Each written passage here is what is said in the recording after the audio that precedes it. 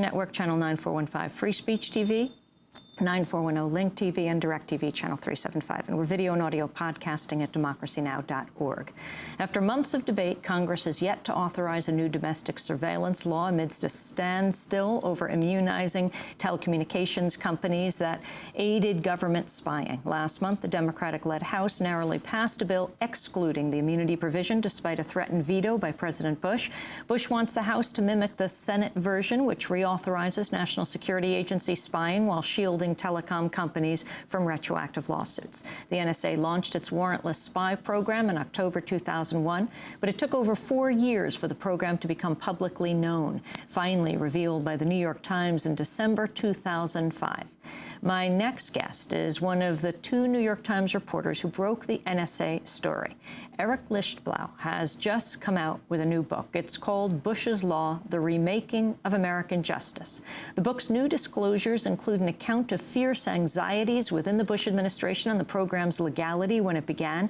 Eric Lichtblau also reveals the inside story of the New York Times' own decision to delay publication of the story for more than a year after intense lobbying by the White House. Eric Lichtblau won the 2006 Pulitzer Prize along with James Risen for breaking the NSA spy story, joining us now from Washington, his first national broadcast interview following the book's publication. Welcome to Democracy Now!, Eric.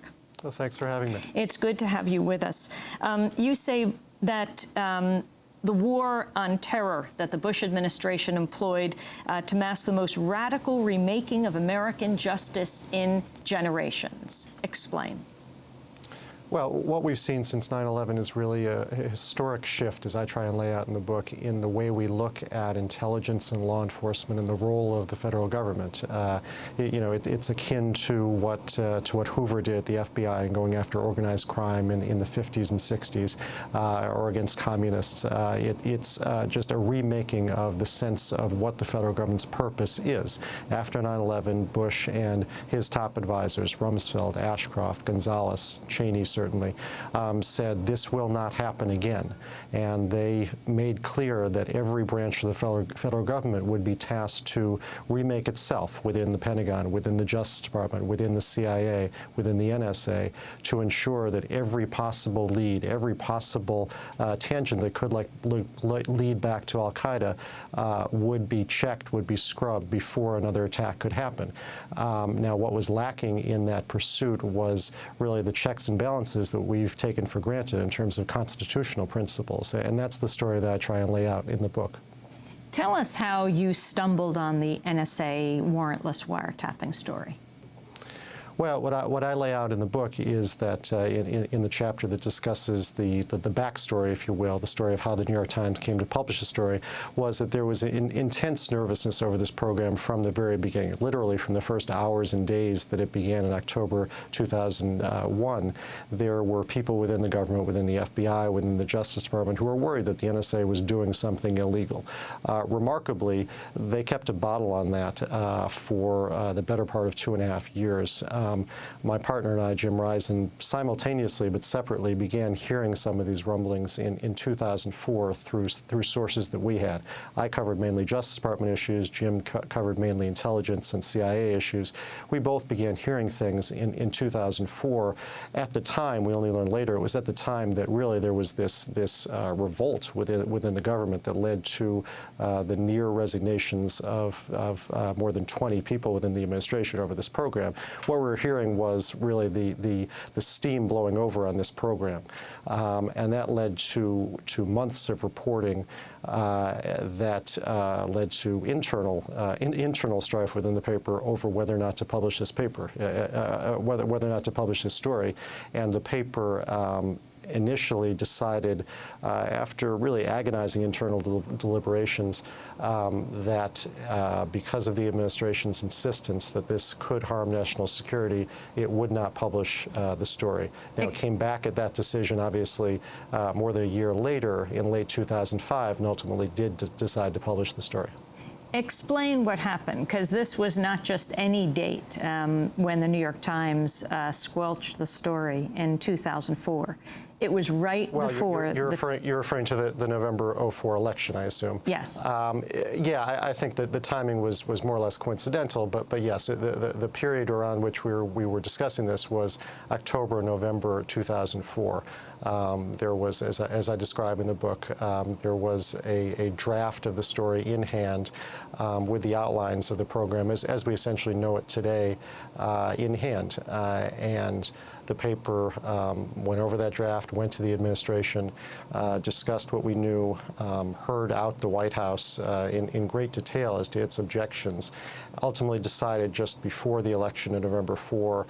As I say, the timing was somewhat coincidental. That couldn't be removed from the debate entirely, but it was really a matter of happenstance that we happened to be debating this right before the election.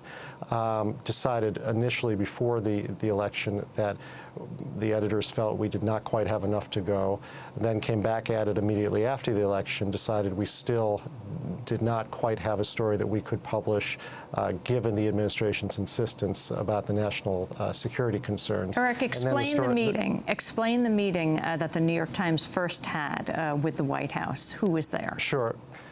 There were a number of meetings, and I'm not going to get into those in any great detail, partly because I was not at a number of the meetings. I was at some of them, but not all of them.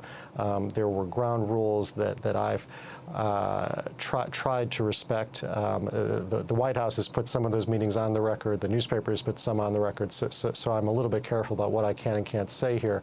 But once the newspaper went to the administration to say, we understand that there is such a program, that led to a whole series of meetings with the administration, with intelligence and political officials within the administration, who laid out the case in quite strident terms, that this was, in their view, a critical national security program, that this was a vital way to stopping the next attack, that there were no legal concerns about this program. Now, as I lay out in the book, and I think this is one of the strongest arguments for publication, many of the assertions that were made by the White House in those meetings and in the subsequent meetings a year later turned out to be untrue, especially about the legal safeguards of the program. The administration insisted, as Alberto Gonzales would insist once this became public, that there was never any legal debate about the program, that no members of Congress who were briefed privately about this ever expressed any concern, that there were clear safeguards in place from the very beginning, clear protocols at the NSA.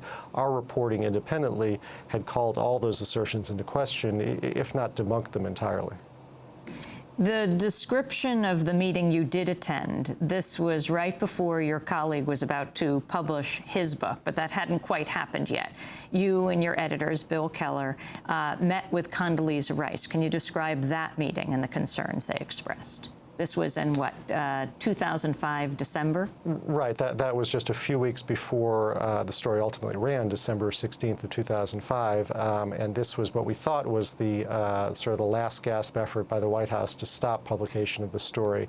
Our editor, Bill Keller, by that point had decided pretty much that he was leaning towards publication. This was now another chance, a last chance for the White House to lay out its concerns. They repeated a number of concerns, that there was never any question about the legality of this program within the administration, that all the lawyers had always signed off on it, that this was vital to national security, that if the program were to be revealed publicly, it would become useless and would be canceled the very next day after we wrote our story, which of course did not happen. That the telecom companies who participated would be sued, and that they would be hit with financial damages. All these arguments were laid out in very, very earnest, stern tones. The message, as I said, that was taken away from this was that if there is another attack because you run this story, there will be blood on the New York Times' hands. That was a message that we all took away from this.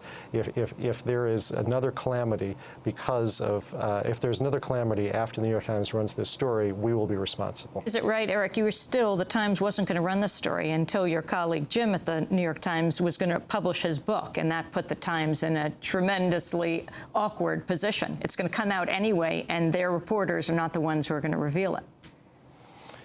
Yeah, that's true for the most part. What I discussed, these were not easy decisions for anyone, and I think the editors handled it responsibly. And I don't know that I think you have to put yourself back in the climate of early 2004, when the media was in a much different place. We were only a couple of years out of 2001. I'm not sure there's any major newspaper in the country that would have published the story in that situation. You then fast forward to 2005. My partner, Jim Risen, had a book that he was doing on intelligence issues. The story was basically on hiatus. He had made a determination on his own that he was thinking of putting the story in his book. He had conferred with me, although he certainly wasn't looking for my blessing. He had let the editors know, and there had been some conversations with them about what he was considering doing.